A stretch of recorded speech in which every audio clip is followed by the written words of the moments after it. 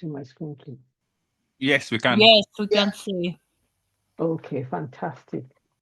Hi, good evening, everybody. Welcome to the session tonight. Hope it'll be an exciting one. I'm looking forward to it and hope you're looking forward to it as well. So my name is Adiolu Adetu and I'm here with my colleague Uzo. Today we'll be discussing something fundamental to every successful project, which is requirement elicitation and documentation. This process is all about figuring out what your project needs to ensure that you accomplish, to ensure the accomplishment and ensuring that you have a clear path to get in there. So yeah, let us dig in. What is this topic about? So what exactly are we going to be covering tonight? We're going to be covering definition of requirements, the types of requirements that there are in projects, especially in software projects, requirement frameworks, stages of requirement elicitation, elicitation techniques, explanation of the types of elicitation techniques that we have, questions that you can use to, obviously guide your requirements elicitation, and challenges faced while conducting requirements elicitation. We'll also, at the end of this, we'll also take your questions and answers, and we'll have a live show and tell demo, which myself and Uzo will role play a typical requirement elicitation session, what that looks like. So yeah, hang in there. Basically, what exactly is a requirement, or what are requirements? What exactly is a requirement? There's this definition here, and according to the BCS, I think we all know the BCS, which is the British Computer Society, a requirement is basically a statement of need or condition that a particular system, service, or product must meet in order to deliver value to stakeholders. Requirements can be broad, it can be high level, it can be low level, it can be as specific as you want it to be. The key here is that this requirement needs to be clear, measurable, and testable. So like I said, requirements can be high level, it can be low level, it can be something as small as, oh, you just develop me a mobile app, or it can be something as big as massive, implement an ERP system for me, or like an enterprise system that you want the whole organization to use. I'm trying to cut back on the jargon because I know obviously we're always starting, so trying to use the non-technical languages here. But at any point in time, if you're not clear about anything, please let me know and we'll take it, make a note of it, and then we'll take it as a question and answer session. So like I was saying, the key here is that the requirements needs to be clear, zero or no ambiguity.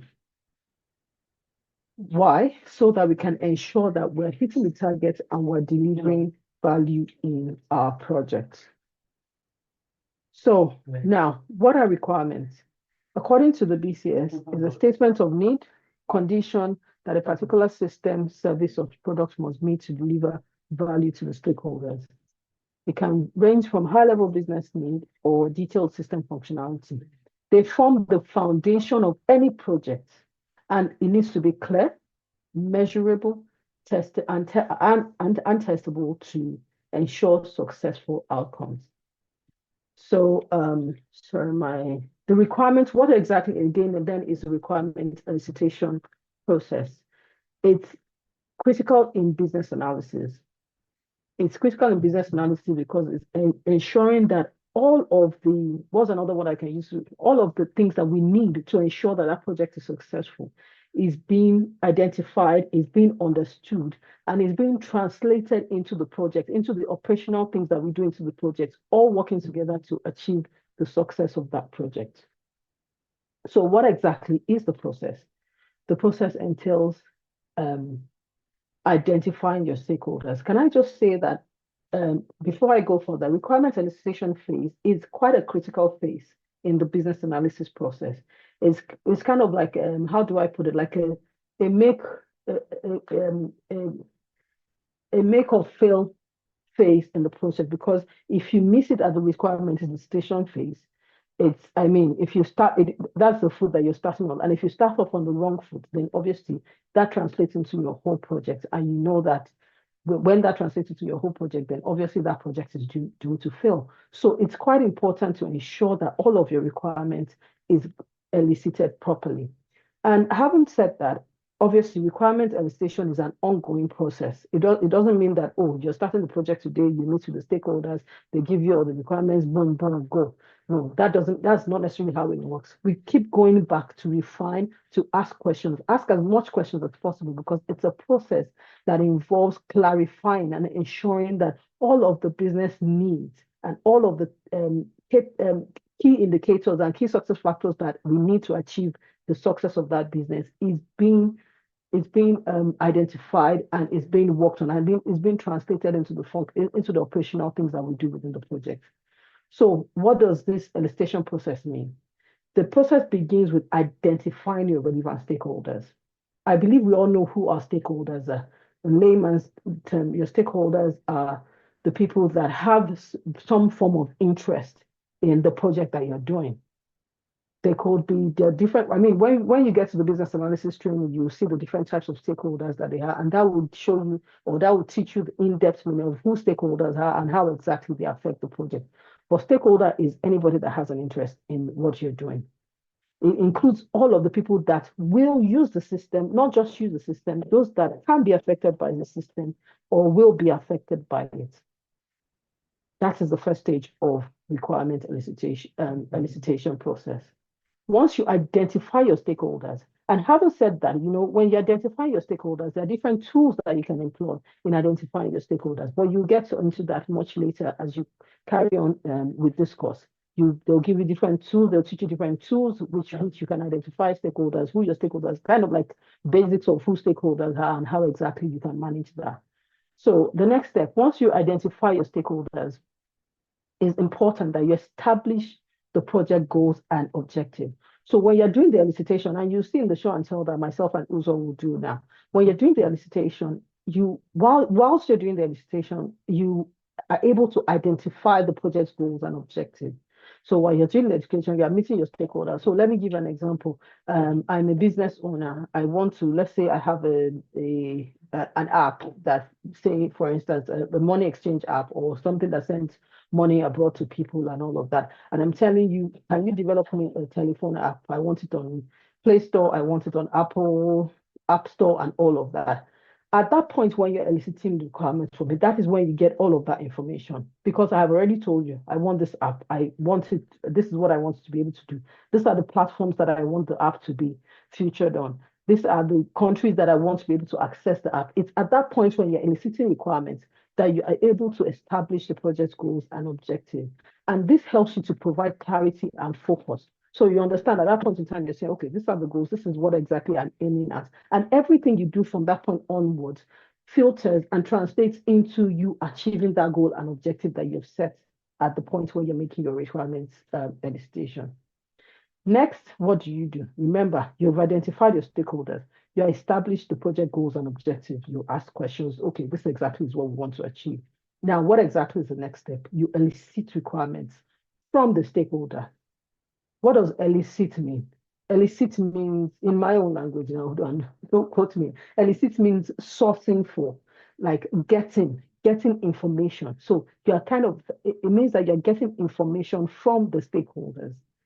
So the stakeholders, like I said, it can be the users of the system, it can be a business owner, it could be anybody that has some sort of interest in the project that you're about to do, in the project that you're about to do. So the next step will be to elicit the requirements from the stakeholders. There are different techniques used to elicit requirements, and we'll see that further along in this presentation. So there are different techniques. There's techniques such as interviews, workshop, focus group, different techniques that we can employ. And this will help you to gather as much as possible. At that point, it will help you to gather, to cover all the points and be able to get as much information as you want from the stakeholder at that point. Having said that, the elicitation process and from the stakeholder is not a one-off process. Like I said earlier, it's a continuous process. And you would use different techniques. You might have a meeting today, you use one technique, another meeting tomorrow, you use another technique. You can employ as much techniques as long as it's feasible and as long as it works, whatever technique works best for the project that you're doing, whatever technique works best for the stakeholder that you're dealing with. You can employ numerous techniques across board in gathering and eliciting your requirements. So what happens next? After that, after your requirements have been elicited, after you've gotten your requirements, you need to document. Can I just emphasize on this documenting your requirements? As a business analyst, documentation is key. Documenting is your evidence, is your audit trail, is your fallback. Anytime you have any issues whatsoever, or you're like, oh, I can't remember something. Because remember, when you're gathering all of this information from different sources, and you kind of need to collate all of those sources and put it in one place. And that serves as your reference points. That serves as your knowledge base for the project that you're actually doing. So it becomes an artifact. It becomes a resource for you as a business. It becomes a resource for the project, not just you. It becomes a resource for the project. It becomes a resource for you. It becomes a resource for stakeholders. It becomes a point of reference. It becomes like some sort of evidence, some sort of proof that this is the work you've done. It becomes some sort of trail, audit trail, where you can see, oh, okay, this is what I elicited. This is all of the information that I've gathered, and this is where it sat. And I mean, you need to be able to document this clearly and accurately and avoid any ambiguity whatsoever. Because remember, not just you, a lot of people on that project might have to refer back to that to the documentation that you've taken. So they go back to the documentation. Oh, what was it here? Remember that there's another pair of eyes that is looking into the documentation that you're providing. So you need to ensure that anybody that picks up that documentation can understand it from it. Once the person picks it up and reads it, they understand what it's talking about. You want to avoid any ambiguity. You want it to be clear, clear, and focused.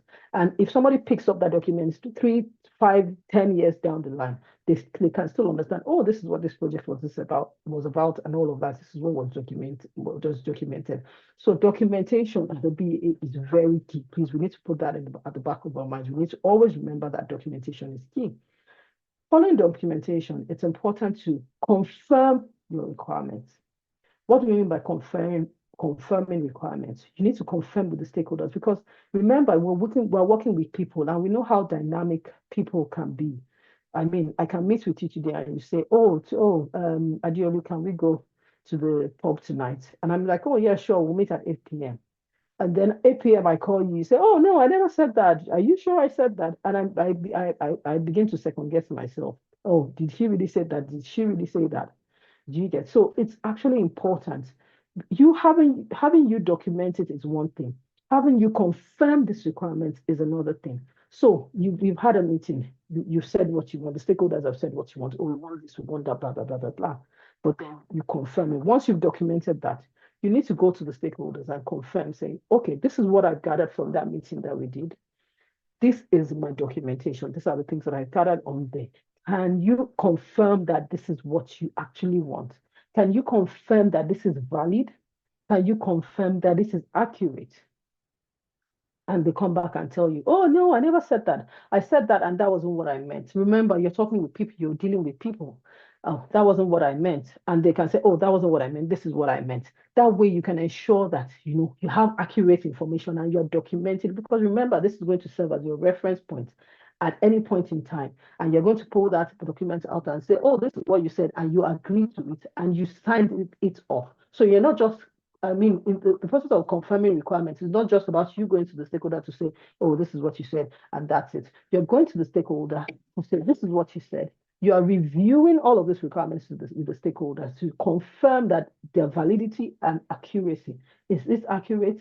And obviously, you are doing all of this to avoid misunderstanding later on in the project, because you don't want somebody else to come back and say, oh, I didn't say that and I didn't say that. That's why you would usually have a sign off on those documents. So you gather the documents and whoever it is, the stakeholder is signing off and saying, yes, I agree to these things, just to avoid any future misunderstanding later in the project. The next step will be to prioritize your requirements. So having said that, you documented the requirements, you prioritize it and say, which of these requirements are critical to the project's success?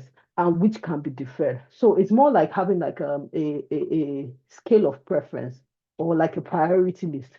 Which ones are top priority, which ones are mid priority, which ones are low priority, which are the ones that are crucial that if you don't, get this requirement right, that project is bound to fail.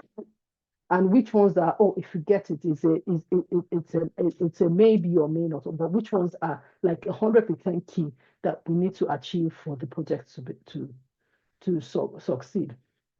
I mean, throughout the process of requirement elicitation, never ever make any assumption.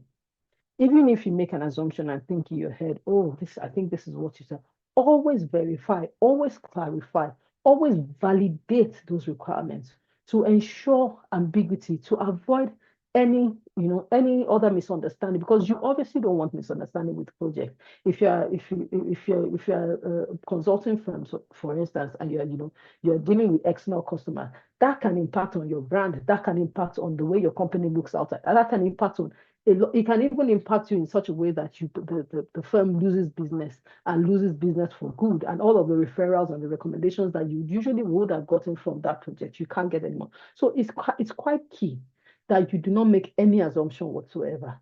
You ensure that you're gathering facts, not just assumption, gathering facts to avoid any missteps.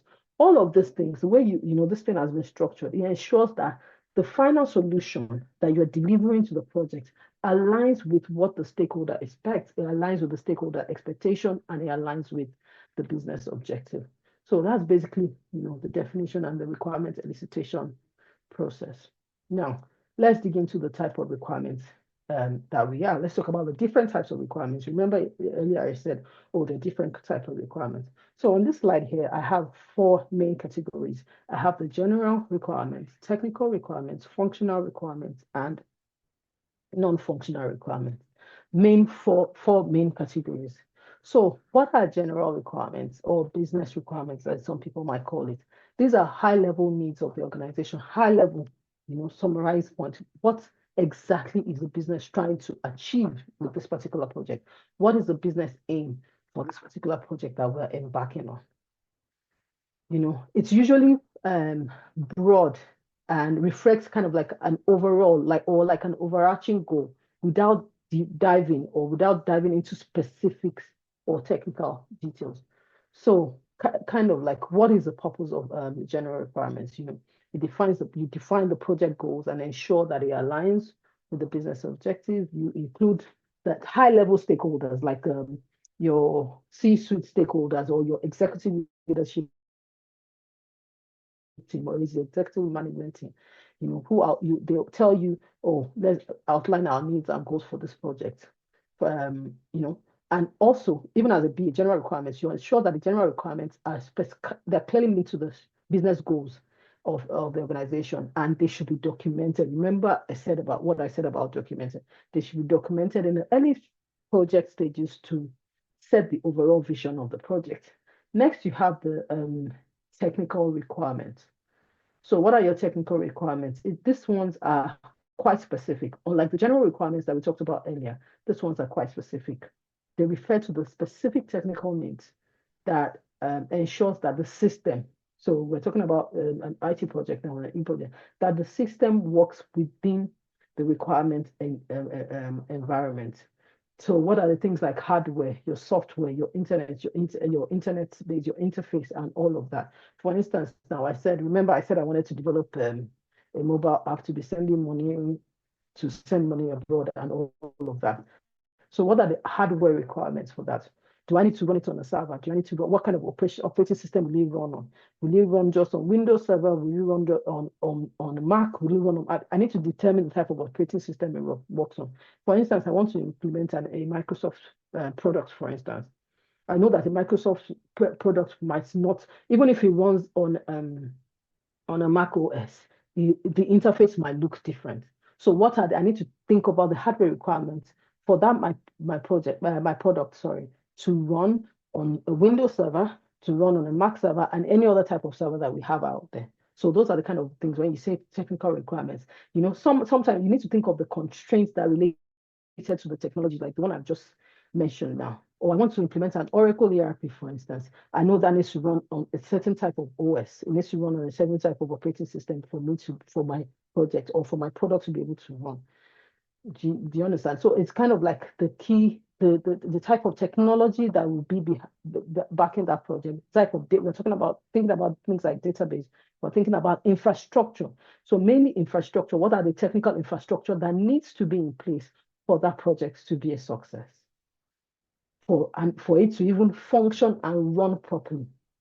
What are the they call this solutions architect? What are the architecture? What are the architecture that needs to be behind that project to be able to run it successfully?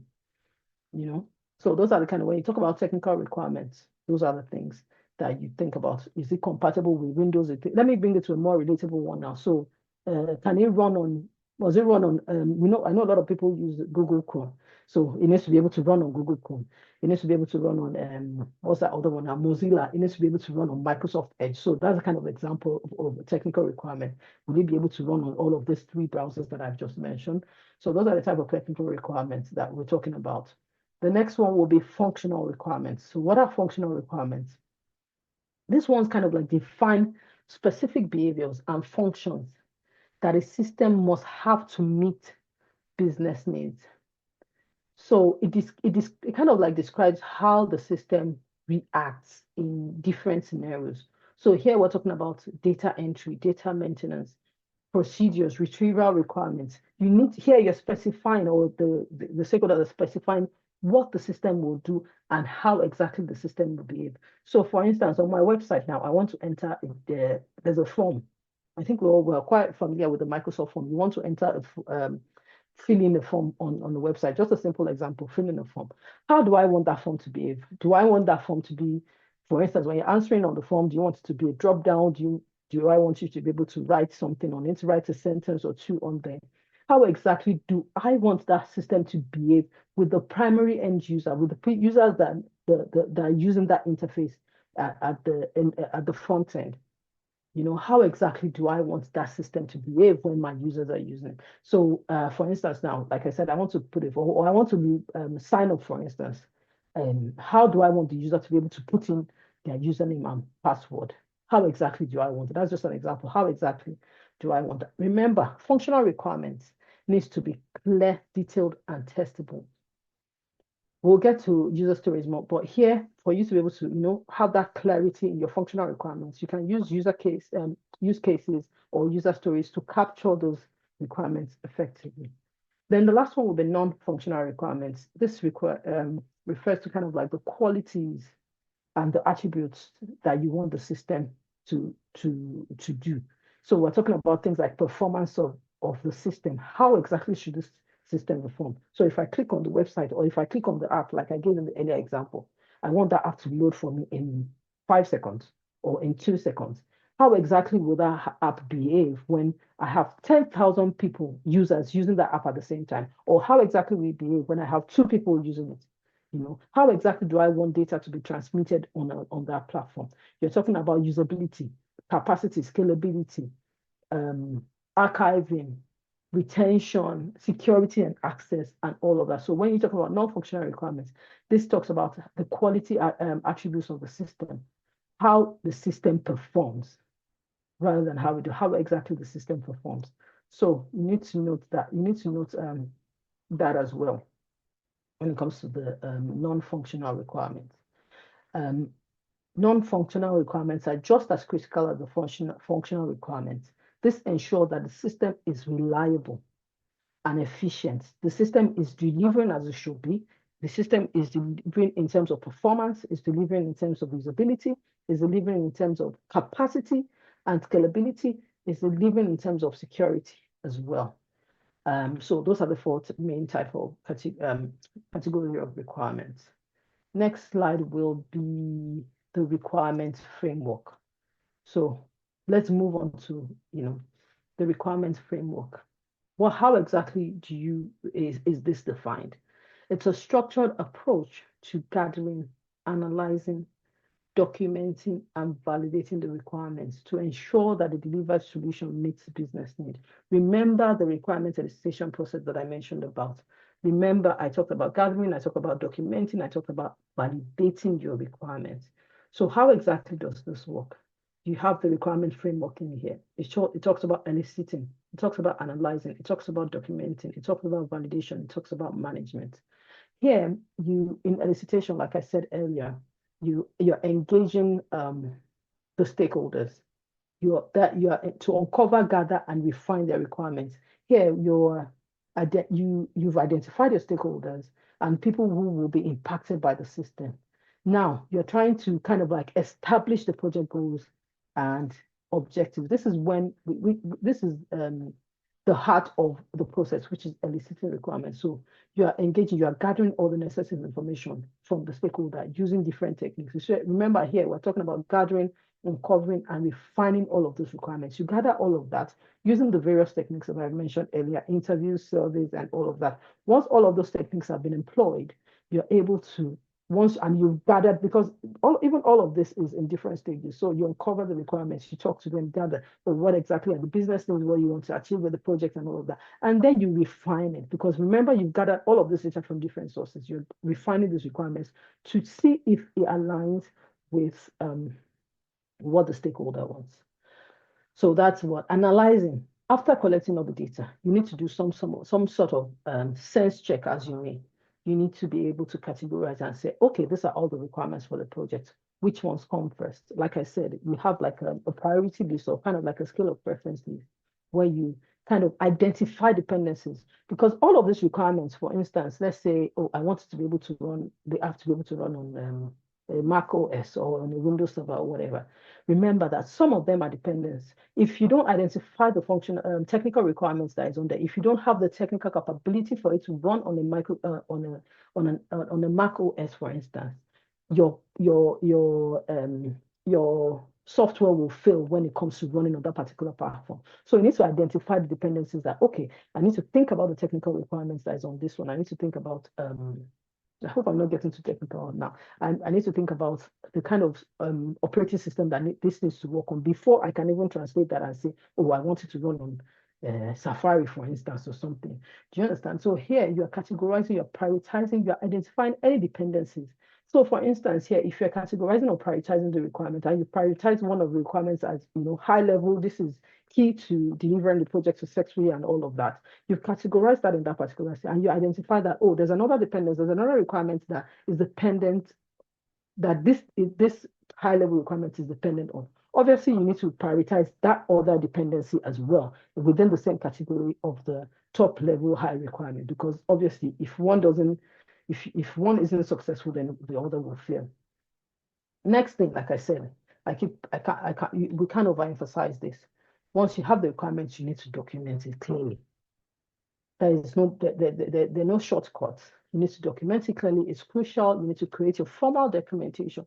Ensure that it is clear, non-ambiguous, non-technical jargon. Ensure that everybody understands what you have, gathered, and you are able to present it to them and say, oh, okay, can you confirm this?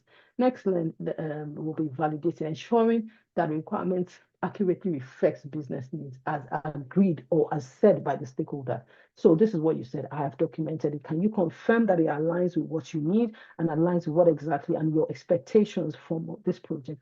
And they say, yes, you get a sign off and everybody is happy. That way, we can all refer back to that document and say, this is what everybody agreed upon. You have a timestamp, you have an audit trail, you have some sort of trail and some form of reference point that everybody understands, if that makes any sense. So obviously, management, like I said, requirement is an evolving process. It's not a one-off process. You go back and keep asking. You go back and keep asking questions that keep eliciting requirements from your stakeholders. So we manage and updating those requirements as the project evolves. So next, I'm going to show you this picture. Let me move this to the side. Next, I'm going to show you this picture. And this is an example of how requirement elicitation turns out. I believe you can see the picture on the screen quite clearly. So this is the first picture. This shows how the customer explained it. Now, this is a tree right here. the customer wants to, I don't know, maybe grow a tree or plant a tree. And once the tree is grown, he wants a swing with a 3-step ladder on it. This is how exactly the customer wants it. Now, how the project leader understood it. Can you see what the project leader understood? Now, remember that the customer wants this particular swing to be on to the right side of the tree. Now, the project leader has gathered his requirements, he's done his blah, blah, blah. He's saying, okay, this is how I interpret it. I want the swing will be kind of in the middle of the trunk, and the bearing rope will be on either side, which is how the project leader understood it, which is quite different from what the customer wanted. It's quite different because I don't know. I know you guys. I mean, sometimes when it's different when you're talking to the person face to face than when you're talking to the person on the phone, than when you're messaging the person via WhatsApp or any other messaging service, for instance. So if you're messaging a person via WhatsApp or any other messaging service, so the way the person reads the message might be different from what you meant if you were talking to the person face to face. So this is how the project leader understood it. This is how the engineer designed it, which is what the engineer understood. It has 2 load-bearing poles on the side. It has 2 load-bearing load on the side. The tree is cut halfway. That exactly is how the engineer designed it. Now, how did the programmer write it? This is a non-functional swing because obviously the rope is tied into the trunk of the tree. It's not even a swing. It's not even a swing at all. And then the sales executive, salespeople, they have very sweet mouth. I don't know if you have some salespeople in there, but they have very sweet mouth. They'll tell you, oh, this is this, blah, blah, blah, blah, blah, blah, blah. You can see that he even has a fancy couch in the middle of the swing. That's how the executive described it, and that's how the stakeholder is saying, of the person, this is what I'm going to get at the end of the day. But at the end of the day, he gets what the programmer wrote, which is not even functional in the first place. You can see documentation, which is why I said to you that documentation is key. How the project was documented. There's absolutely nothing. The ground is empty. It was not documented at all. So this is how the project was documented. What did the operators install? They just installed a swing. They just installed a swing that doesn't help anybody. How was the customer built? He was built for a roller coaster. And obviously, if you're a customer and being built for a roller coaster, I will not be happy when what you deliver to me is a swing. And then how will the help desk support it? The help desk only has capacity to support a tree stump that has been sold. It shows that they don't even have enough support to support it, capacity to support it. And then what did the customer really need? This is what the customer really needed. He needed a swing with a tire that would have worked perfect for him. But this is how we explained it at the first. So this requirement elicitation helps both you and the customer to see a clearer picture, to see the best case scenario. Okay, customer, this is what you want, but this is actually what you need. You don't have to spend you don't have to spend the money of a roller coaster just to build a swing that will be functional and work perfect for what exactly you're looking at. So, this is why documentation is key in requirements in business analysis. Sorry about the noise. So stages of requirement, and I'll just go through this quickly so that I can hand over to Uzo, because I realize that our time is fast spent. So what are the different stages of requirement elicitation? We have understanding pain behind the requirement, the pain points. What exactly are the pain points? So when you're talking to the customer, you're talking to the stakeholder, you're saying, oh, what do you need? What do you sometimes, a lot of times, not even sometimes, a lot of times the stakeholders, they don't even know what they want. They just understand that we have a pain. For instance, I'm a customer service manager, and I know that my customer service agents are struggling with delivering the good customer service to my clients, for instance. What is your pain? So you ask them about the pain point. What are you struggling with? What exactly is your team struggling with? What are the processes that are in there that are inefficient that can help your team to achieve more? So those are the stages of requirement. Understand the pain points. Understand the in between the lines. Sometimes the customers don't even know this, but that it's your duty as a business analyst to be able to bring out that pain point. You do your assessment. You do like a needs assessment. You understand the pain point. What exactly is it that they are struggling within the organization, and what is the solution that best fits that pain point? So in this particular scenario, you're wearing on the cap of kind of like a solutions architect. This is your pain point. what are the solutions that will address this pain point and will address it effectively. You know, two, eliminate language ambiguity. I know I've said this and I can't overemphasize it. Eliminate language ambiguity. Speak in clean, clear, non-technical language. I know I've not done a fantastic job of that myself tonight, but as much as possible, try to eliminate, language and assume that you're talking to a layman. So things that you don't use things like abbreviations, you don't use things like just assume zero knowledge of any of this language by your stakeholders, so that like I said, if they pick up that document 20 years from now, they can understand, they can read and understand it. Identify the corner cases within the requirement and elicitation plan. What are the other cases? What are the things that they're not talking about? What are the things that they're not talking about? What are the things that the customer does not even understand that it might be necessary within the project, and that will help the customer to alleviate the pain points that they have. So that's you identifying the corner cases, and then you write your user stories. We'll go through user stories in more detail when we go as we carry on the course of this training. But you need to write your user stories, and your user stories are your, case by case. You are writing different stories for different levels of functionality within the project. So you write your user stories, like I said, that will be covered in full in some sessions later. And then what are you doing? You are creating a definition of done, a definition of ready, a definition of done, a definition of ready for the projects. So for each of the, especially if it's within an agile project, an agile project, sorry. So for each of the user stories that you've written, for each of the tiny piecemeal bits of functionality that you are developing, and you're carrying those things across the line, across your swim lane in your project, what is the definition of done? You define the definition of done for yourself. Has this thing been done? Has it been achieved? Once it's been achieved, then you can say, yes, this particular functionality has been achieved, or this particular functionality has been delivered. So that's basically, the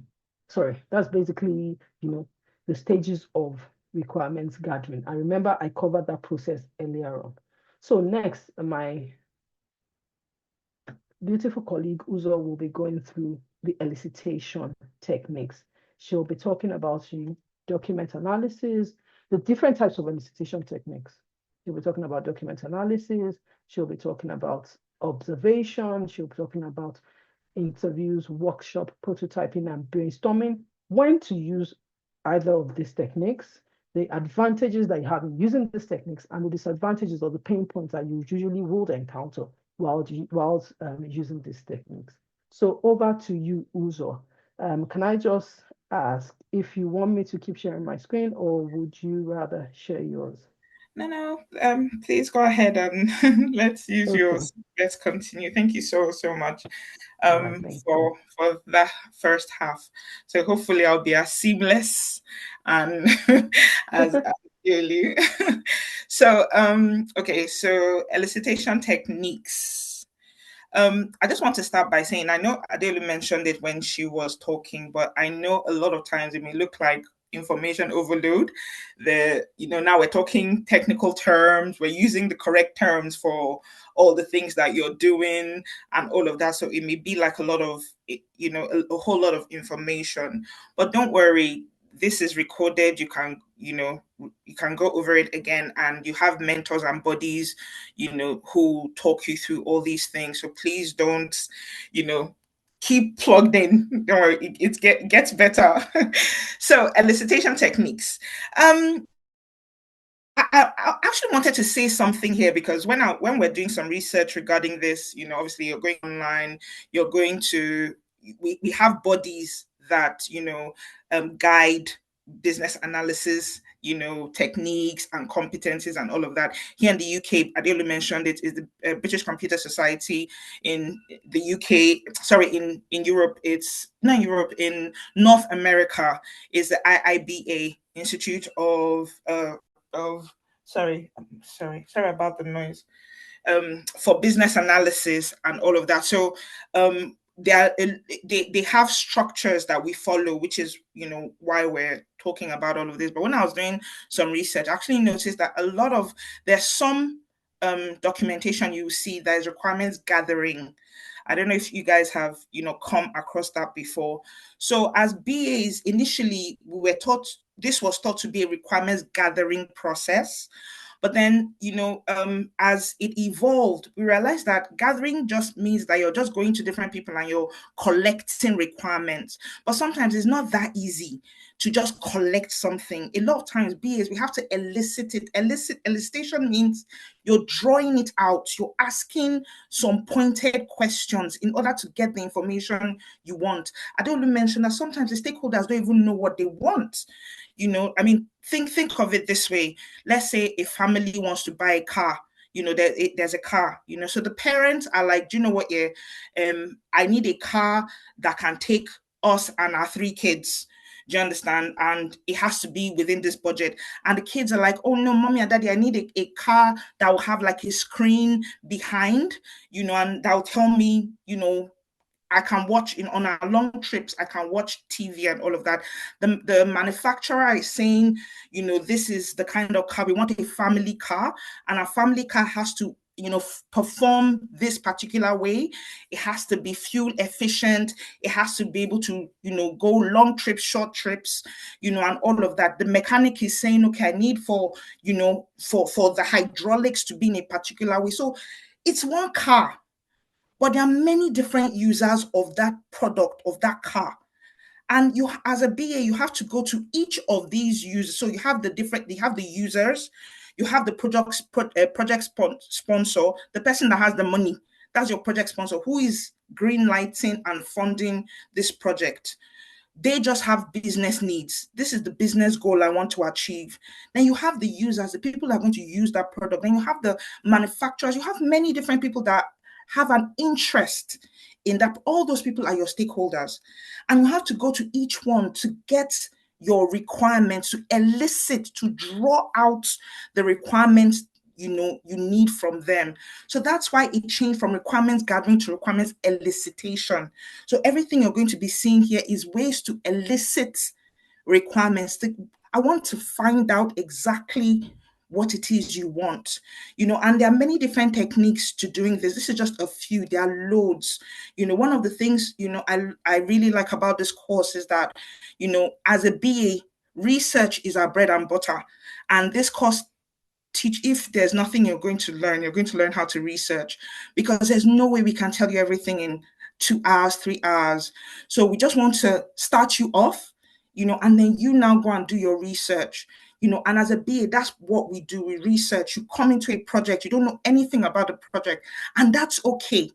You can walk into any project, any business. You have never heard anything about that business. But because you are a BA, by the time you're done, you'll be able to get requirements from all the different users. You'll be able to find out what it is they need. You'll be able to document it. You'll be able to verify it, validate it. All these things have techniques that govern all of them. So no one's expecting you to, do it by yourself. There are competencies and there are tools and there are techniques for all these things. So now for elicitation techniques, there's document analysis. One of the ones I really like because it has its pros and cons. All of them do.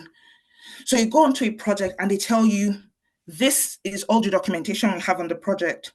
This is the business case. The business case is, why do we want to do this project? What are the benefits? What are the challenges? I only talked about pain points.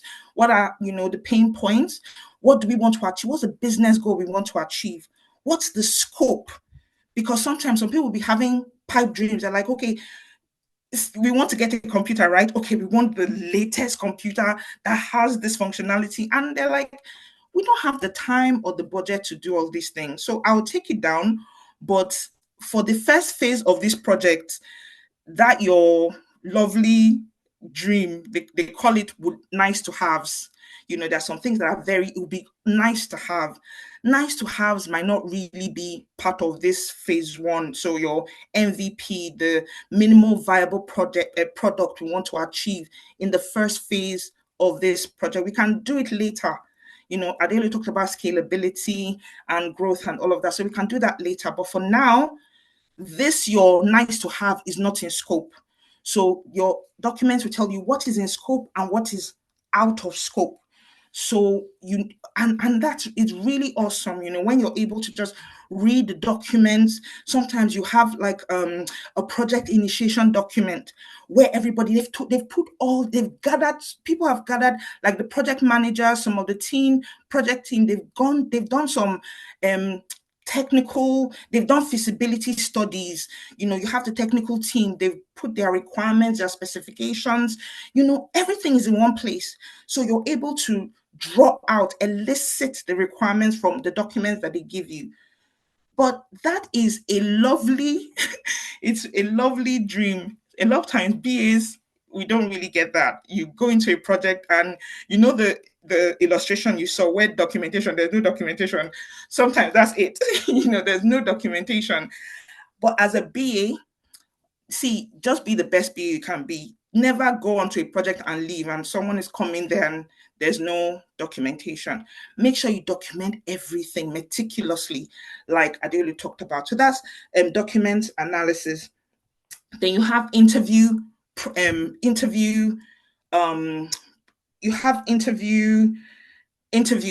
to elicit. So you have people, you're talking to them, you set up a meeting with them and you're interviewing them to find out what their requirements are. You're asking them questions, you're asking them probing questions. They'll tell you something, you're able to ask additional questions as well. So that's sorry, Adele, we can go back. Sorry. Yeah. I just thought to come here. Okay. No. We're still on that first slide, just going through all of that. So you have an interview and you set up an interview with your stakeholders. Remember the very first sorry, I skipped one. I'll go back to it. You skipped one? Okay. Interview, yeah. No, just go back to the Sorry, I apologize. No problem. Yes, so I was talking about interviews, although I skipped one. I'll go back to the observation one later. So for the interviews, you have an interview, you have a stakeholder. Remember, you have to identify who your stakeholders are. That's the first thing you need to do. I think Adeolu mentioned it as well. Who are the people that have an interest in this project, and what is their interest? What is their level of interest? Who has high power, high interest? Who has low interest, maybe high power? That's it's called stakeholder analysis, and you use a stakeholder matrix to do all of that. We'll teach you all of that down the line. But your first key is to identify who your stakeholders are. Who are all the people that have an interest in this project? And then once you identify who they are, then you can set up interviews. If you determine or you decide that an interview is the best way of eliciting the requirements, then you set up interviews with them and you come prepared. You're already talking to them about, the questions you want to ask them. So that's an interview. Another one is observation.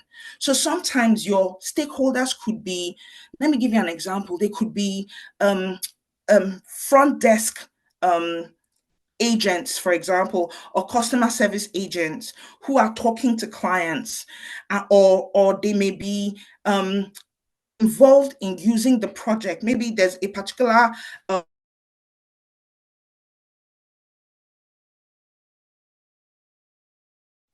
Hi guys, I hope you can hear me now. All right, cool. So you just want to observe what they're doing. Just watch them while they're working. And then while they're working, you're taking down what the process is. So the people are just doing their work. They come every day, they log in, you come and you're just watching them. You just want to observe what they're doing. And through observation, you can actually find out what it is they're doing. And based on what you find out, then you can say, okay, this is where they're having a problem.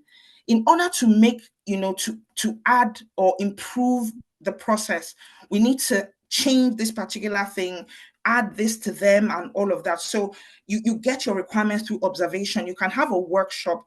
A workshop is good when you have a lot of different stakeholders. For example, you come into an organization and maybe they want to implement a security layer. For example, they want to use, they have personal data.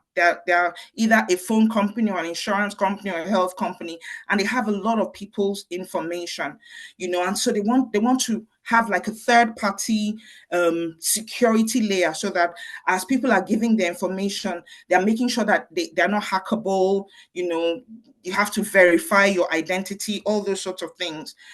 So in that kind of project, you have a lot of different stakeholders. You have the finance guys, they have a stake. The HR guys, they have a stake. The what do you call it? The data analysts, they have a stake. Everybody has a stake. Like all the different business units have a stake. So rather than go to each one by one, and then you now go to this one, they tell you something different. This other person tells you something different.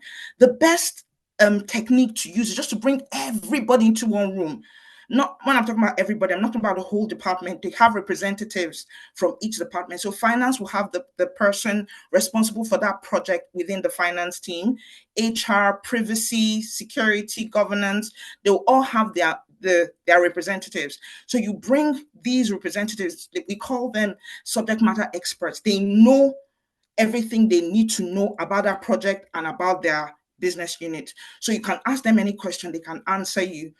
So you bring them into a workshop, and then you now start asking them questions. And then sometimes they're talking among themselves, and someone says something, and they're like, oh, no, that's not how we do it in our own unit. This is how we do it in our own unit. So because of that, you're able to achieve a lot more, because everybody's in a particular room. Then you have a prototype, and sometimes they say a picture is worth 1,000 words. You can write, document it, you can describe it, but a lot of times some people are very visual. They just want to see what you're talking about. You may need to create a prototype. A prototype is just a basic representation of the product. It could be, maybe you're creating a website. You can just create like a wireframe. Just to say, okay, the logo will be here. This is where the payment portal will be. This is where About Us will be. You're not creating everything. You're just kind of like a sketch. You're just creating a sketch. Or sometimes you can create like just something to show people that project we're talking about, this is what it can do. Very rudimentary representation of the project. And then you now have brainstorming. Remember, again, sometimes the stakeholders they know what they want to achieve, but they don't know how. So you may need to brainstorm. So, okay, just ask them questions, and they just talk. Like, no, that one won't be a good, it may not be a good approach. Sometimes all you do is people should just be bringing ideas. Let's not even think about solution right now. Just come up with ideas. And this person comes up with this idea, this person comes up with this idea, and you have them, maybe you have like a sticky note and a board, and you're just writing the ideas. Let's just brainstorm ideas. When we're done brainstorming the ideas, we'll start looking at the viability of each idea. But for now, let's just think about they call it the art of the possible. What is possible? This is what we want to achieve. What is possible? What product is out there that we can use to achieve what we want to achieve? Let's not limit ourselves. Let's say we have all the budget and all the time in the world. What's your ideal? Just dream big. Give me examples. Give me ideas. And then people brainstorm. And then once you're done brainstorming, then you now start picking up the ideas to say, okay, this is a good idea. Maybe for now, maybe for later, kind of like thing. So these are just a few methods or techniques for elicitation. Adele, please, could you go to the next slide? Okay, awesome. So just to remember, again, we talked about documentation. Now, there are different ways to document your requirements. Remember, these are not, again, sorry, let me say the requirements and not your requirements. One thing you have to understand as a BA, among all the stakeholders, you have business requirements, you have user requirements, you have technical requirements, you have all functional and non-functional requirements. We don't have business analysis requirements. We're literally the bridge. We're literally the interpreters. We're literally the ones gathering the information and presenting it. So that's why there's no pressure as a business analyst. You can do your job, very easily, because no one's relying on you for the information. You're literally you're like, okay, who do I need to get this information from? The stakeholder. They'll point out the stakeholder to you. You decide what is the best way to get this information from this person. You get it from the person. Once you get it from the person, you document it. Like Adeolu talked about, people talk and sometimes they forget themselves. So as they're talking, you're documenting. So if, for example, you have an interview with somebody, a pen and paper, just always be taking notes as a BA. Take notes. Sometimes if you come for an elicitation meeting that is purely an elicitation meeting, especially if it's virtual, you can just say, please, can I record this elicitation meeting? Because I'll need to refer to it, again and again to make sure I'm able to capture everything. Because there's no way anybody can write as fast as people talk. Imagine in a workshop, people are talking and talking and talking, and you're expected to keep up with writing. No way. Because even you're even facilitating the meeting, so, and please, remember we said we're going to teach you about professionalism. Don't record anybody without their consent. So when you're in a meeting, always ask. They expect it. Do you understand? So you're not asking anything untoward. They expect, this is a professional meeting. It's a elicitation meeting. Most likely it will be recorded. So don't hesitate to say, is it okay if I record the meeting? Most of the time, I've never heard anybody tell me no. So you record the meeting, and then, you're able to take down what they're saying. And once you take down the requirements, there are many different ways to document your requirements, okay? Because remember, you have to go back to the stakeholder. Who is the owner of that requirement? It's not your requirement. So whoever the stakeholder you got the requirement from, that's their requirement. You're just the author. You're just the one that wrote it down. So you have to go back to that person to verify the requirement and validate it and get approval before it can be acted on, before it can be worked on by the project team. So there are different ways to take down requirements. Obviously, you have to let me not say obviously, you have to number your requirements. Yeah, you have to, each requirement has an ID. So even if you're using, you're in a waterfall, you're using a waterfall methodology and using Excel, each requirement has its own ID. If it's a functional requirement, sometimes they put FR 001, FR 002, FR 003, and each one has if it's a non-functional requirement, is NFR 001, NFR 002, however you choose to do it. People have their own what do they call it? Documenting, they have their protocol on how they document. You just agree with the project team that this is how we want to number our requirements. It's very important because sometimes requirements are similar. So you have to be able to identify the requirement by its numbers. And then we'll come back to traceability, which is the last thing. So numbering is very important for traceability as well. So again, each requirement has to have its numbering, and numbering is important for priority, because when you finish writing down all these requirements, you have to prioritize it. Which one is more important? Remember, I talked about scope and out of scope. Some people, when you ask them for requirements, they will talk and they will write down everything. You as a BA, it's not for you to say, okay, I'm going to document this and I'm not going to document this. No, that's not your job. Document the entire thing that they tell you.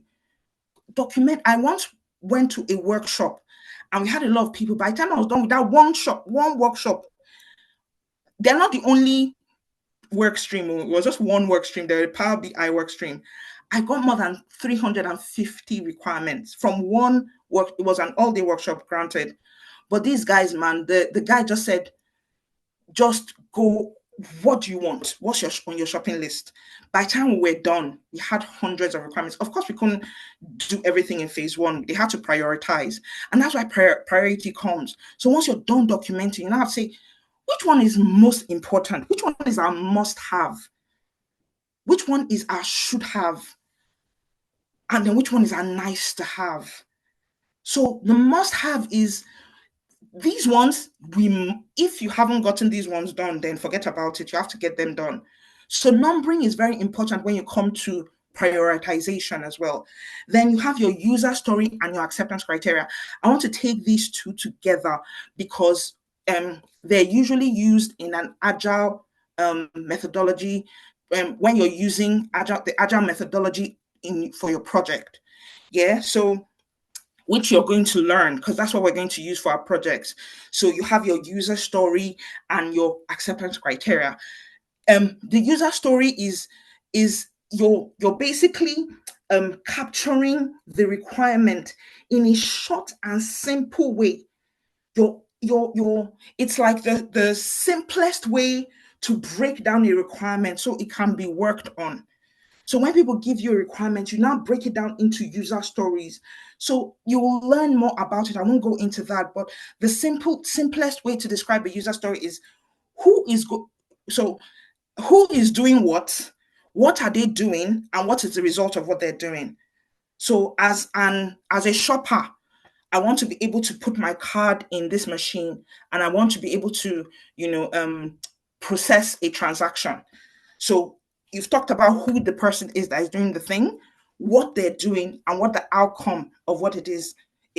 So that's the user story, the simple, shortest, clearest, concisest way to break down a requirement so that it's manageable.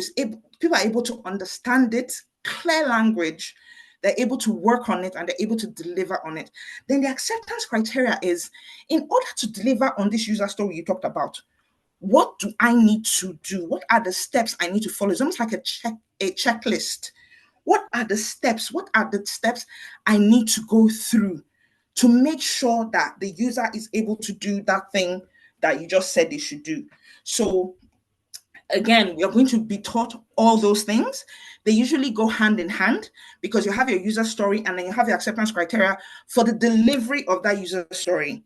So, and it's very important for testers as well. They need to be able to test the checklist, your acceptance criteria, because once once all those things have been done, then they would have been able to deliver on your user story. So they go hand in hand. Your process map is, every business action is a process. Everything we do is a process. Forget about even the business. Everything we do is a process. Imagine you waking up in the morning. So you wake up in the morning, you have a routine. You have your bath, you brush your teeth, you have breakfast, you dress up, not in that order. You dress up, you go and take your bus, or you drive, or you take the train, whatever it is. You get to work, you sit at your desk, and it's repetitive. It's like a process. So maybe you have your waking up process, you have your work process, you come back at home, maybe you have to do the school run. So you have the process, you have to leave work by 3 in order to get to the kids' school by 3:30, pick them up, take them home, they do their homework, then maybe you have like a bedtime process. So that's you personally, but every business has a process as well. That's how the business functions. So people are continually doing different processes. The finance department has its own process. The HR department has its own process. Now, as a BA, you have to understand the process in order to improve it. What is the current process? What are they doing right now? It's only when you're able to understand what they're doing now that you can see where there are bottlenecks. Maybe someone is doing something 2 times, 3 times. If we did this thing 1 time, we'll still achieve the same result. Why are 2 different people doing the same thing? Or maybe there's a bottleneck.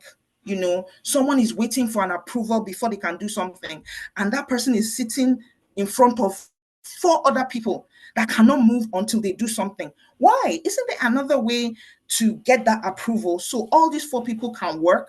So you increase efficiency, so you increase capacity, so you increase, business value. So people are able to do more. But it's only when you look at what the business process currently is that you can now analyze it and say, oh, this thing they're doing is really good, let's keep it. But this thing they're doing isn't really good, we can make it better. And then you now change the process. So a huge, very important tool for getting this done is called the process map. You map out the whole process. Where does it start? Where does it end? Again, we're going to, go through all these things with you. Then you have the use case. A use case is, what are the different scenarios?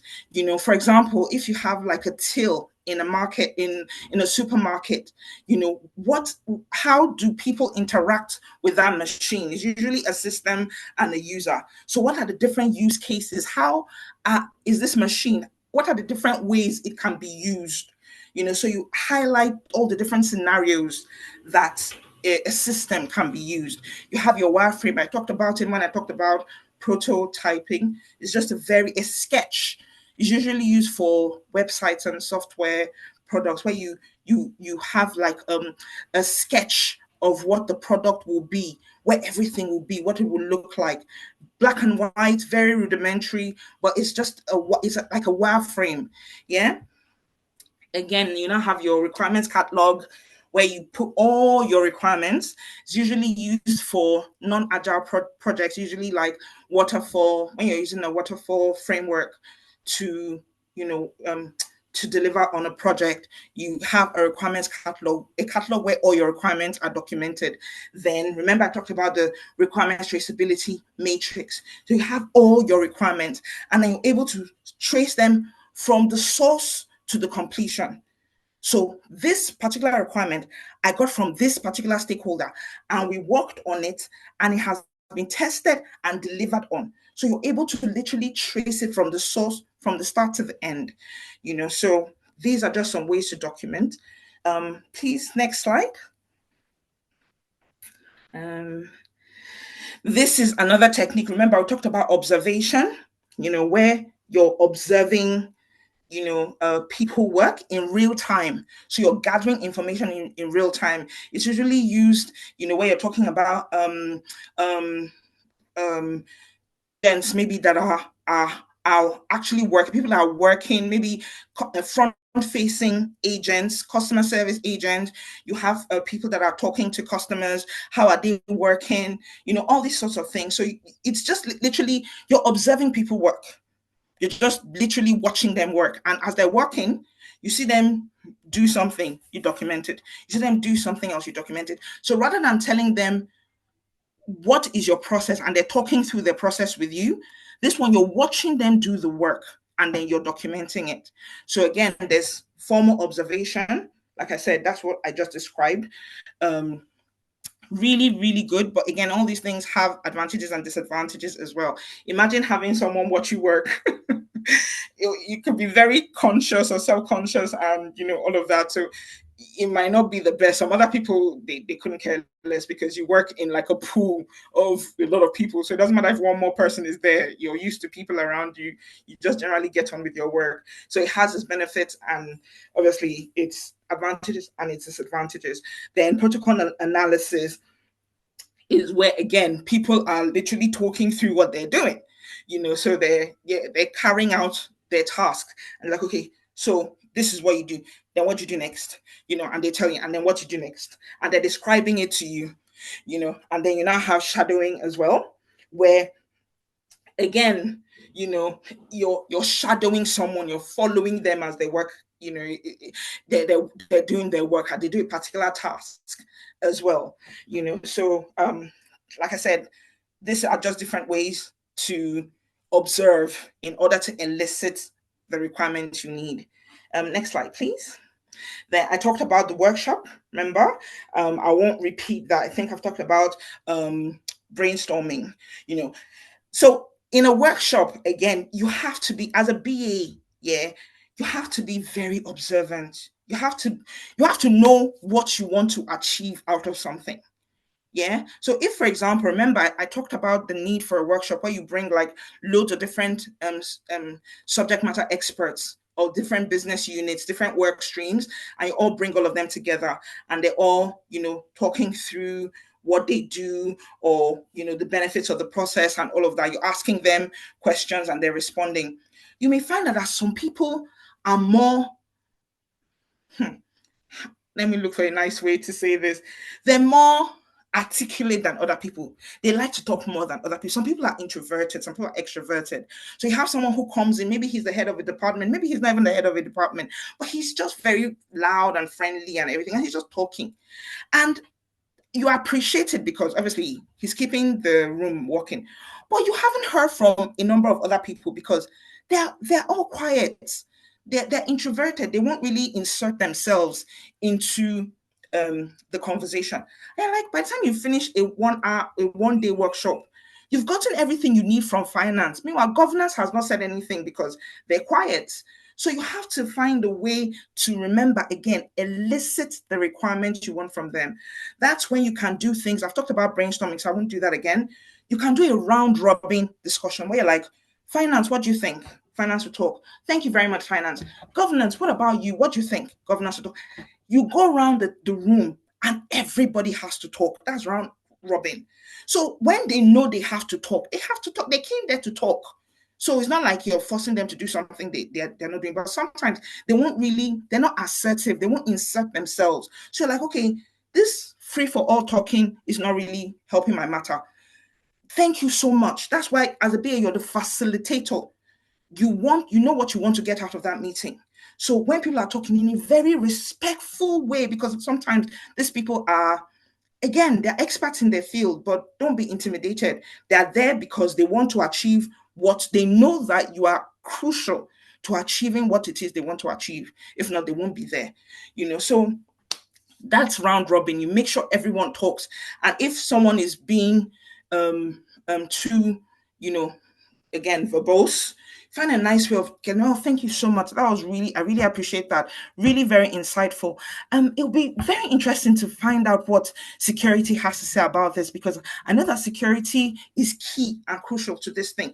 And you find a way of, so security guy, Bob, what do you think? And then he talks. So that's round robin. You now have breakout sessions. Maybe that one is not even working. Maybe there are so many different things that people need to talk about, but they need to talk about it in smaller groups. So not everybody is interested in everything. There are loads of different things that we need to talk about, but they're only key stakeholders that are involved in a particular topic. So you can have like a breakout session. You did that today. There was group A and group B. So you guys were having your daily stand-up, right? But not everyone was involved in group A's daily stand-up, and not everyone's involved in group B stand-up. So there were breakout rooms. You guys broke out. So the people involved can talk. And then when they come back, like we did today, we just, okay, group A, what did you guys, decide? They'll tell you. Group B, what did you guys decide? Or you can even go and sit in on some of those meetings, or you can have a representative in those meetings who will tell you, okay, when you are done deciding, I'll talk to you, and then you can tell me what it is you as a group decided. So it's just different ways to achieve the same aim. Sticky notes, I talked about that. When you're brainstorming and you're just writing notes, brainwriting, same thing. Brainstorming might be vocal. Brainwriting is like you guys just write.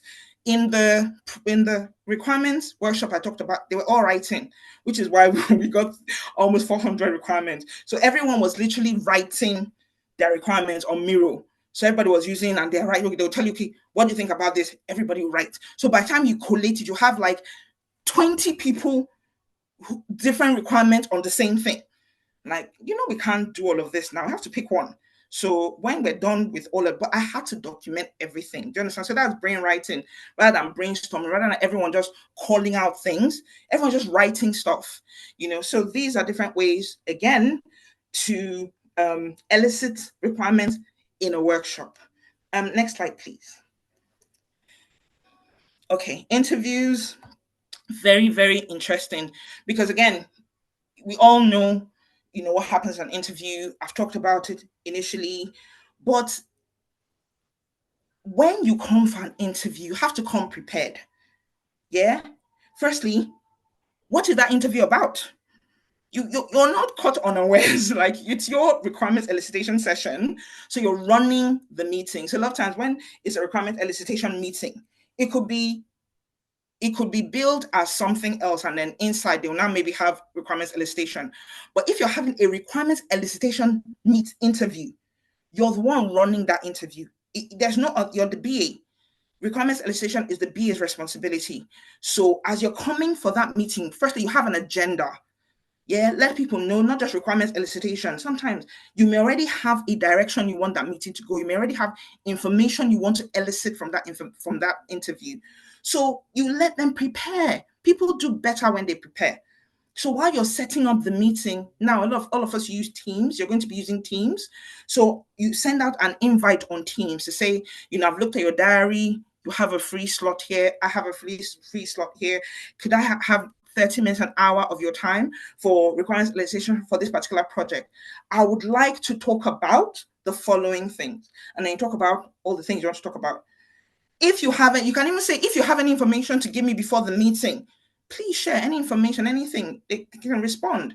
But as you're going for the interview, you have to be prepared. You cannot go and be floundering, or you're not unsure. You know that a lot of people that are coming for the interview, their time, we talked about time boxing.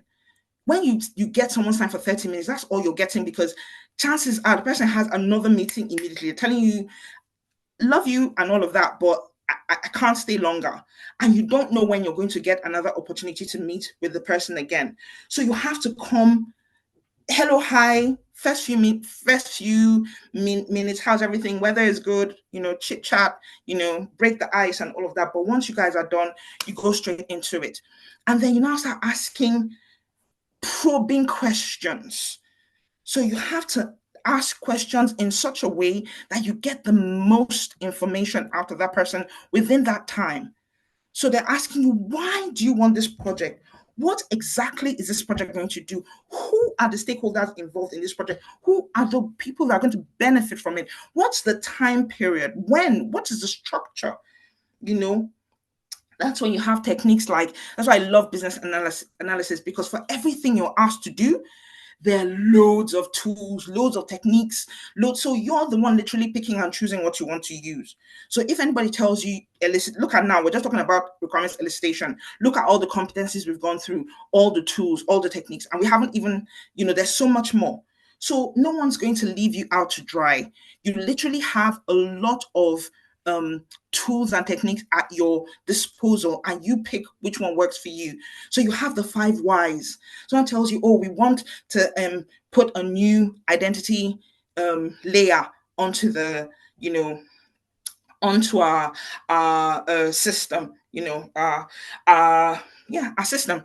And you're like, why? Why exactly? Is there anyone existing currently? Oh, yes, we have an on-prem one. Okay, so what's the difference between the one we're going to get now and the one the one we have now at the moment is on-prem. We've had it for years. We need to upgrade. We need to move it to the cloud. Oh, that's awesome, brilliant. We want to move it to the cloud. Okay, so what are some of the benefits? What benefits will people get when you move it to the cloud? Oh, it's going to be awesome. People are going to be able to, log in from all over the world, and you get them talking, asking why, asking probing questions. And from those questions, you're literally getting requirements. Sometimes you may have people that when they come, they already know the requirements. They're ready for you. They are able to give you the requirements you want. Very short meetings. Love those meetings because the people know what you want and they have the answers ready and they're able to give it to you. But a lot of the time, people don't, they're just talking. They don't really know what it is you want. I went for a meeting today and someone just said, okay, we need a monitoring system. We need to monitor the new system. I'm like, okay, great. What exactly do you mean by a monitoring system? We just finished a project, so this is like an offshoot of that one. In the previous project, is there a monitoring system that was in place that I could refer to? So I'll see what we can use for the new one. Oh no, we don't really have any requirements for the old one. Okay, are there some requirements you have that you could give me? So start me off and I can kind of like flesh it out when it comes to monitoring. Like do you want an alerting system? Who is responsible for the monitoring? Is it a third party monitoring? The person we have, the third party vendor we have, will they be able to provide the services, or are we going to be the ones providing the services ourselves? Because like, do you know what? I'll get back to you on that. And I'm like, okay, I need an interview with this wonderful stakeholder. So they just know they want a monitoring system and nothing. So you're the one to get the information, elicits. I like that because it talks about, it's almost like there's a delicacy to it. You're not badgering people. You're literally drawing it out bit by bit by bit by bit. So you have to ask the right questions in order to do that. Next, please. Next slide. Thank you. Yes, so we're talking about questions, yeah? So we're saying these are some of the questions. These are just a flavor of the question. This may not really work for every situation, but let's say you want to these are the sort of questions that would help you. Usually you're like, okay, so this feature that we want to implement, What's its core function? What does it do? What outcome are we trying to achieve? What are the key components? What steps are required, for us to actually get this done? Because sometimes there are other things that need to be in place for the thing you want to be in place. Do you understand? You can't just say, I want a house. The house is going to be on on a particular land. So have you gotten the land ready? Do you have the permissions to build? You're talking about a house. I want a house 2-story. It has to have 4 doors. It has to have the great. Is there land for the house to be on? So sometimes you have a dependency for that thing that you want to be done.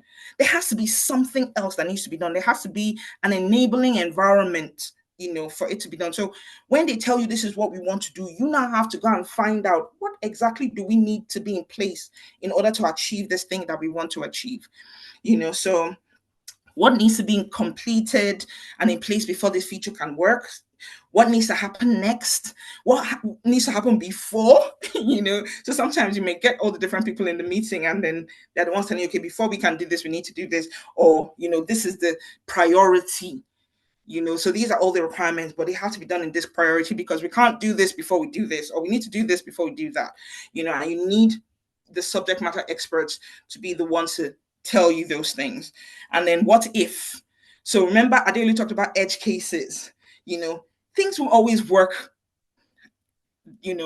correctly the first time or the second or the third or the fourth time. You have to prepare for contingencies. What if this thing doesn't work? What if, there's a downtime? What if? And then you now talk about all the different contingencies, all the things that will be in place. So if this one fails, we kick onto this one. It's like a generator. So many of us are from Nigeria. If NEPA fails, you have a standby generator that will kick in. And then when NEPA comes back, the generator will go off and then NEPA will come on. So you have those things in place, So very important. Next slide, please. And I'm giving a lot of information very quickly. So please, if you have any questions, write them down and we'll be happy to answer them as well. And time is of the essence. I even had some questions I wanted to ask you, but it's fine. Anyway, so there are loads of challenges. I think one of the things we even talked about were challenges. There are challenges when you're eliciting requirements. I think I left that slide out. So for example, sometimes the stakeholders are not very clear about what their requirements are. Again, when they don't know what they want, sometimes they may not really have clear requirements. That's why validation and verification is important. You have to go, once you're done documenting the requirement, you go back to them again to say, based off of what we talked about, this is the requirement I've recorded. Is this correct? Like, you want to verify that you got the right information. Then you want to validate that that thing will achieve what it's supposed to achieve. So yes, I have the right requirement, but once we're done delivering on this requirement, will it produce the result we want to produce? So that's the process. And everybody, they're like, okay, is it complete? Do I have the right phraseology, the right terms, the right words, all those sorts of things. Sometimes it may be technical and you need to get in a technical resource to be able to provide all the different technicalities that are involved in it. Remember, it's not your requirement. So when you need something, you ask for it. Or in order to write this requirement properly, we need, someone who has this and this technical capability, and they make it available to you. And you talk to the person gives you the technical specifications you need, and then you document it and you go back again. Remember, Adele talked about it. It's iterative. Don't ever get tired. You have an interview with somebody, you document it, you send them an email saying, based off of our interview, these are the requirements I was able to get. Could you review it? Could you refine it? Could you verify that this requirement I've written is actually what you had in mind and what you said? And let's come to say, okay, why don't you change it or add, or is correct? Whatever feedback they give you, you amend it, and you go back again. And then once they say, yes, it's the correct one, they have to approve it. So remember, it's their requirement, it's not yours. So I got it right, brilliant, approve it. And once it's approved, only once it's approved, can the project team work on it? So unclear stakeholder requirements are a challenge, but I've just talked about how to, how to work, how to deal with that basically. And then you have conflicting stakeholder requirements. What if two stakeholders want conflicting things? How do you resolve that? Again, there are techniques to do that. You can get them in the same room and talk to them about it. You can offer, a particular solution. Maybe we'll do yours first in the first, MVP, and we'll do yours later. Or if it's beyond you, you may need your product owner to now make the call, because you've tried all the things you need to try and it's not working. So you may need to escalate it in order to resolve it. What about changing requirements? It's an agile project. You start something and they tell you this is what we need. And then 2 months down the line into the project, they tell you, oh, actually, we need to change it. Is that okay? Is that how do you deal with that? That's absolutely okay. You just need to have a change process in place. So someone can just come and not just come and tell you, oh, I just want you to change that requirement. You want to change it, great. This is the process. There's a change process that needs to be completed, and that needs to be established when the project starts. So everybody knows that now we're starting this project. This is, if we want to change any one of these requirements, this is the process. It needs to be reviewed. It needs to be approved before it can be changed. So there are a few others like that. I won't go into that because of time. Yes. So I think I'll stop there for now. Like I said, there's no way we can go through everything. There's so much to go through, but we just want to start you off requirements elicitation, because as BAs, remember, you guys work ahead of sprint. So while everyone is doing sprint planning, you have to have the requirements ready for them to use for that sprint planning. So, and then those requirements are committed to sprint, then you now start working for the next sprint. So you always work ahead of time. So this was a really crucial class for you, because very soon you're going to start requirements elicitation. You have to start getting the requirements you need for your project. But again, don't worry, you have loads of mentors and loads of buddies that will be able to help you in the process. But this is just as a starter. There are loads of videos for you to watch. The material online is endless. You'll be spoiled for choice. I would suggest, material that is more BCS related and IIBA related, because it has evolved over the years, but the two bodies that govern business analysis, processes, and procedure, if you go by what they say, you won't get it wrong. You will never get it wrong.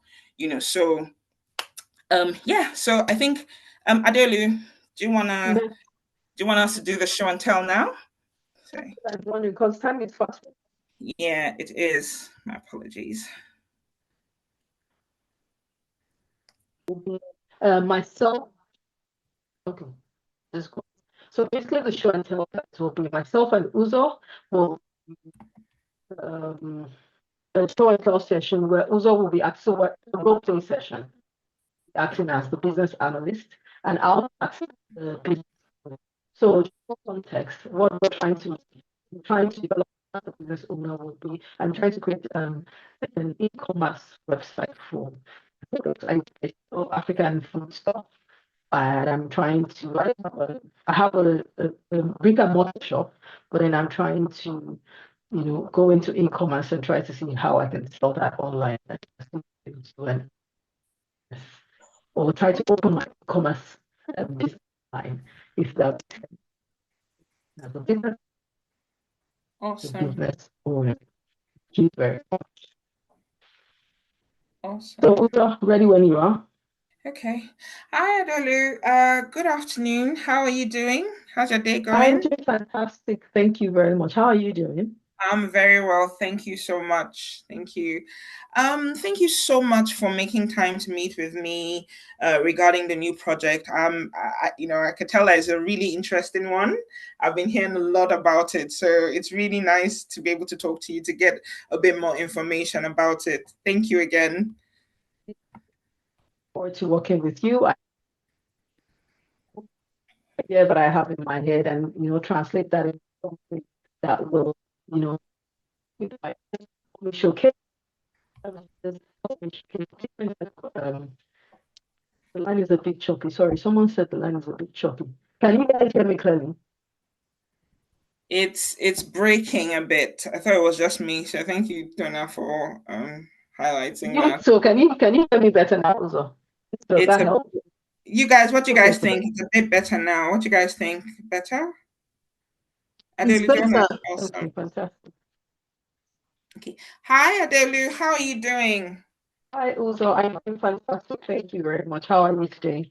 I'm good, good, good. Lovely weather today, right? Yes, Not too yes, cold. quite lovely weather, not too cold. Nice. Yeah. Brilliant. All right. Thank you. Thank you so much for making time to meet with me regarding this project. I've heard very good things, and I'm really, excited to work with you on it.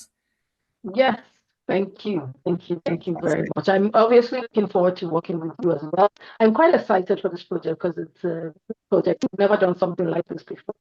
And I and hoping to be able to do all this that I have envisioned in my head. I have so much, I have this vision in my head, hoping that you'll be able to bring it to life. No problem. That's why I'm here. Hopefully, by the time we're done, I'll get as much information from your head and we'll be able to translate it down to the project. So, could you tell me a bit about the project? Just talk to me about it.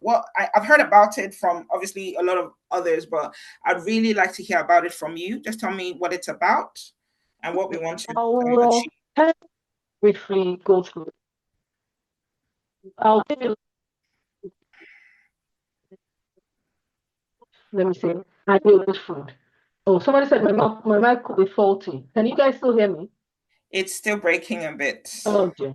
You know what? Let me change I'll just do my settings. Bear with me. I'm so sorry. I apologize. Yes. So I was given a quick brief overview of the business. So what we do is we specialize in African and Caribbean food. We do perishables, we do non-perishables, we do African food. We do packaging as well. Anything African and Caribbean food stuff here in the UK, and obviously looking to expand and scale that in not just in the UK, in within Europe and hopefully North America as well. Nice. We're looking to we kind of specialize in specific African cuisine and specific African food produce, specifically from West Africa, which is Nigeria, and some Caribbean food as well.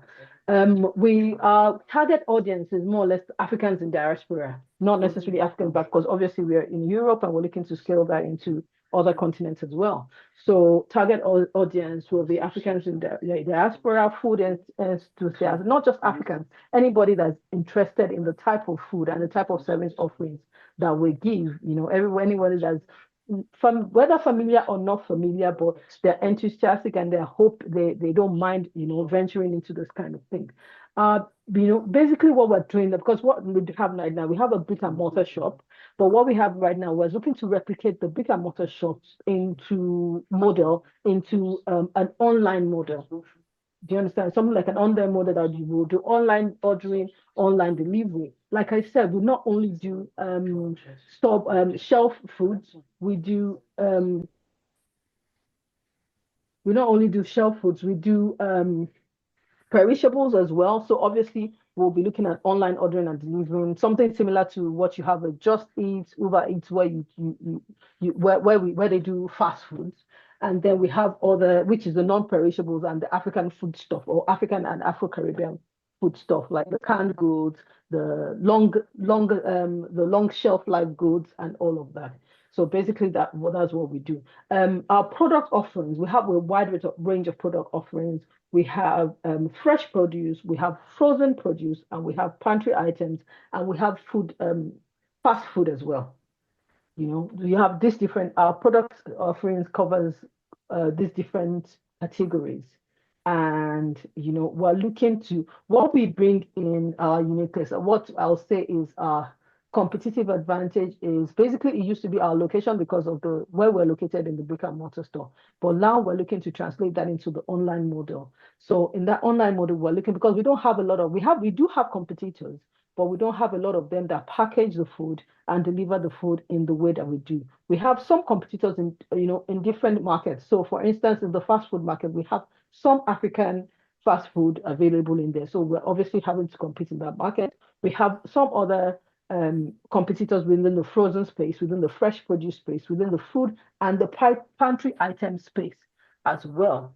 And we are looking to also offer unique products that competitors like us don't have. So we've done quite a lot of research in there. And obviously, when we get into the project, I'll be able to expatiate more in there. But we have done a lot of research and seen that from our competitors, there are some products that are not available, to the general public. And we're looking to bring those product offerings, model and bring those product offerings online. That way, we believe that we'll be able to reach more customers that they don't only have to come to where we are or our brick and mortar location. They can reach us online and in any way, basically. So yeah, that's basically that. We can talk about the website functionality and all of those user experience down the line, but that's basically what we're trying to achieve in a nutshell. Oh, that is absolutely brilliant. Seems like it's a really massive project. What time frame are you looking at delivering on the website?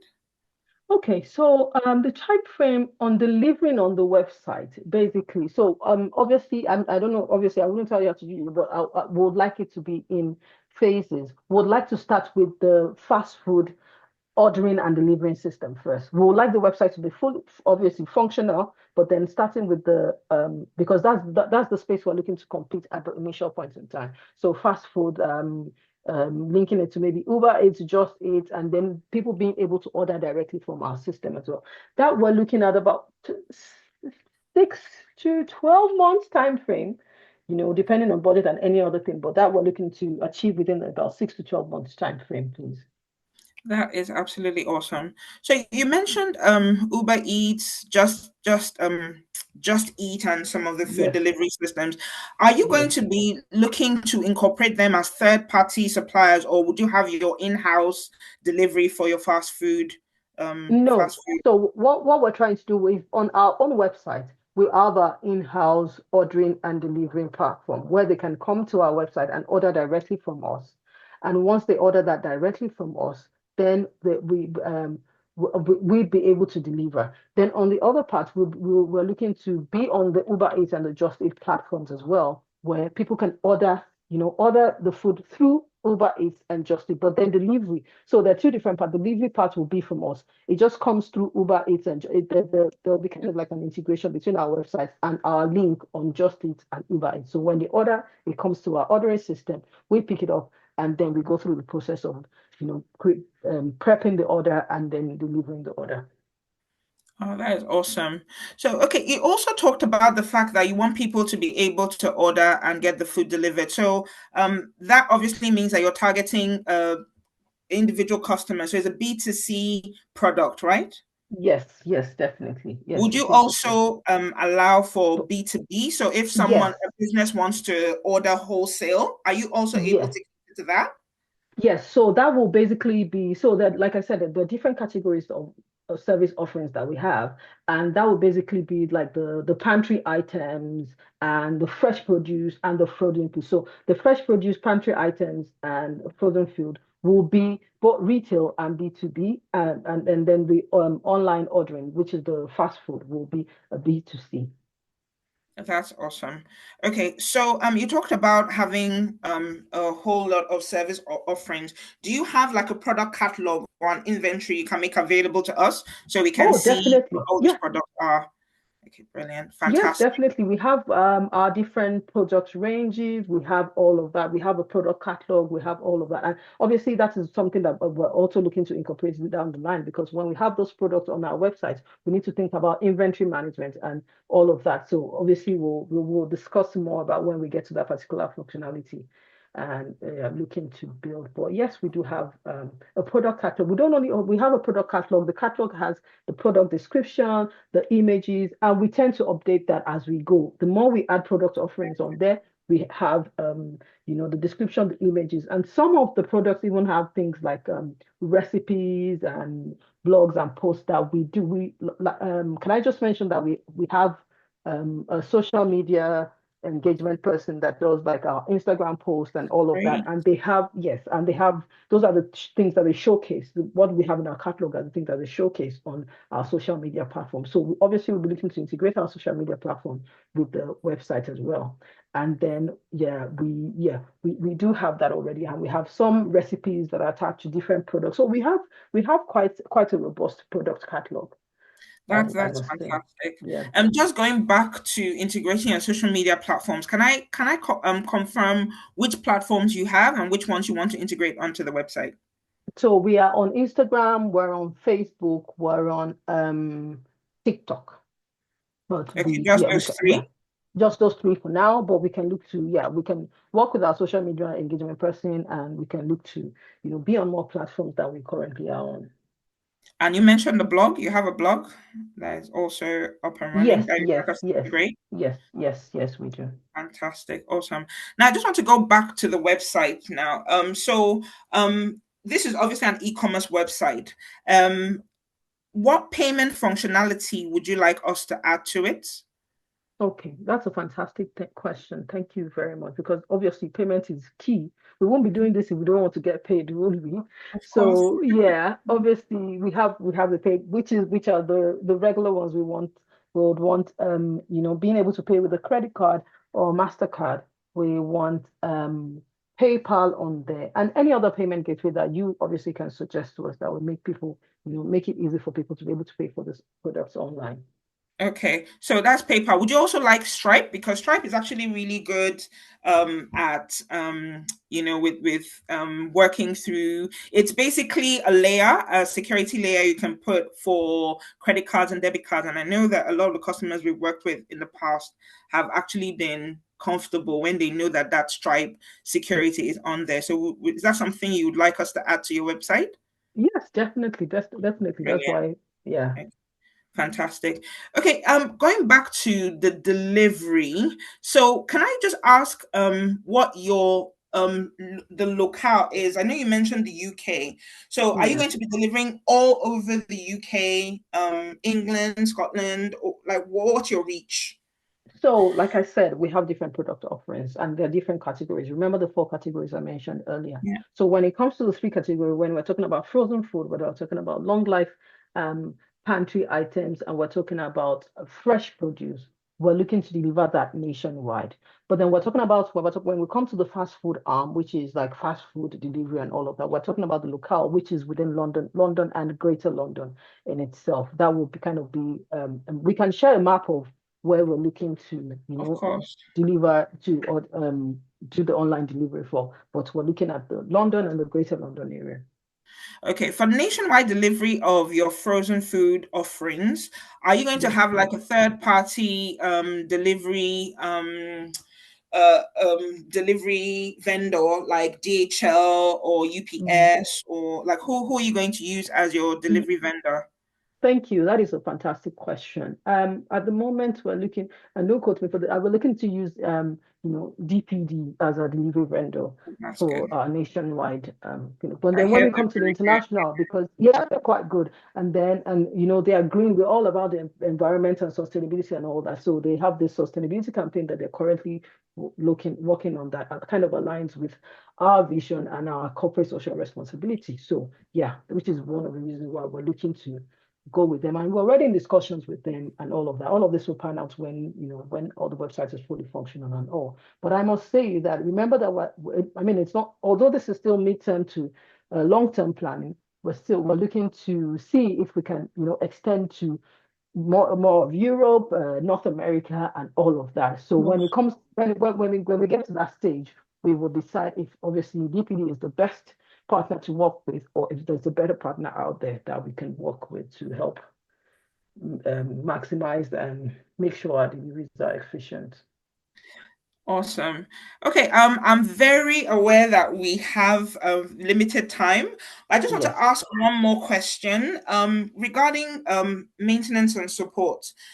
Is that something you'd like us to provide for you in the future, or would you just like us to deliver and then you have a team behind you that's able to manage and update your website? We're happy to do some of the training as well, but what exactly is your plan for after delivery, maintenance, and support?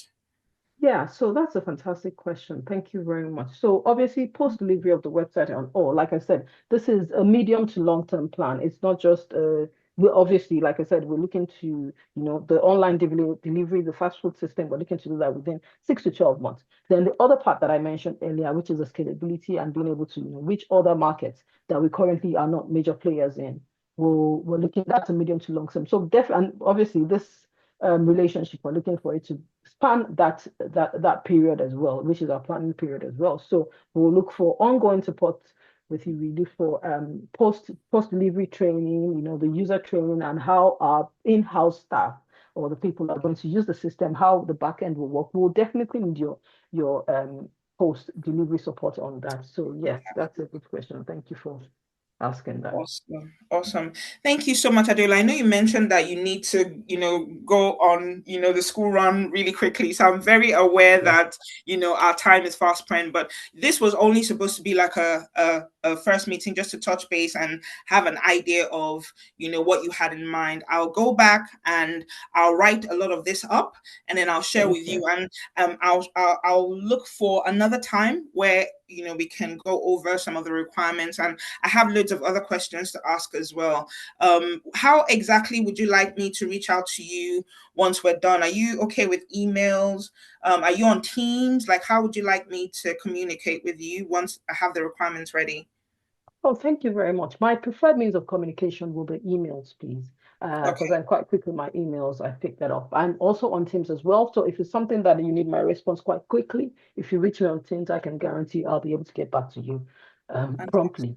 So yes, Fantastic. Teams and email, my preferred communication channels, please. Okay. And like I said, I'm looking to schedule a follow-up meeting. So could you let me know what your availability is? Could you let me know now, or would you like to get back to me with some of your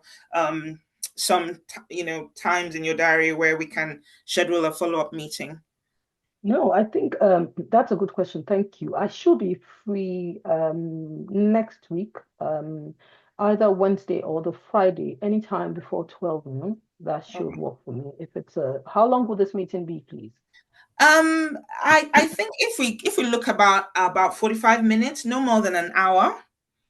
So I would have sent you some of the requirements just for you to review.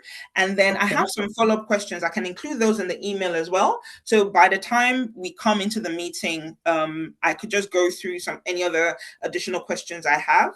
And then we can talk about some other features you want on the website, because I'm very conscious that I didn't really go into the website branding, some of your the features you want on the website as well. I haven't really touched on those, so I still have quite a lot of questions to go through that, but I can send you an email with some of the questions I have, and if you're able to send me information, I can work through those, and then when we meet we can just take it from there. Yes, please. That sounds great. Thank you. You That's are brilliant. very Thank you welcome. very Thank you much. so much for your time. And So I thank hope you for your time. you enjoy the weather. I'm looking forward to working with you on this really exciting project. I'm really excited for you. Looking forward to making it happen. Oh, yes, I'm super excited as well. Thank you very much. Awesome. All right. Thank you. Bye. Bye-bye. Enjoy the rest.